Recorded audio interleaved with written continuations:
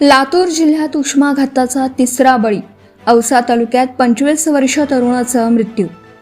लातूर जिल्ह्यात उष्माघाताच्या घटनांमध्ये सातत्याने वाढ होत असून आणखी एक दुर्दैवी घटना समोर आली आहे. औसा तालुक्यातील एरंडी गावात तीव्र उन्हामुळे 25 वर्ष तरुणाचा मृत्यू झाल्याची घटना घडली आहे. महेश लिंबाजी इंगोले असं या तरुणाचं नाव आहे. यामुळे परिसरात शोककळा पसरली असून नागरिकांमध्ये हळहळ व्यक्त केली जात आहे. उष्माघातामुळे त्याचा जागीच मृत्यू झाल्याचा प्राथमिक अंदाज. मृत तरुणाचे नाव महेश लिंबाजी इंगोले असं आहे. तो शेतातील काम आटोपून घरी परतल्यानंतर अचानक त्याला चक्कर आली आणि तो खाली कोसळला.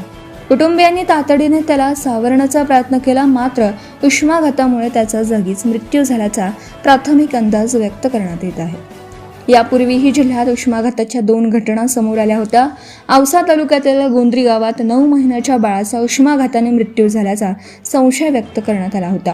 तसेच औराद शहाजनी येथे 60 वर्ष शेतकऱ्याचाही प्रखर उन्हामुळे मृत्यू झाल्याची घटना घडली होती. या 3 घटनांमुळे जिल्ह्यातील मृतांचा आकडा 3 वर पोहोचला आहे. दुपारच्या सुमारास तापमान 40 ते 41 अंश सेल्सिअस पर्यंत. गेल्या काही दिवसांपासून लातूर जिल्ह्यात तापमानात सातत्याने वाढ होत असून दुपारच्या सुमारास तापमान 40 ते 41 अंश सेल्सिअस पर्यंत पोहोचत आहे.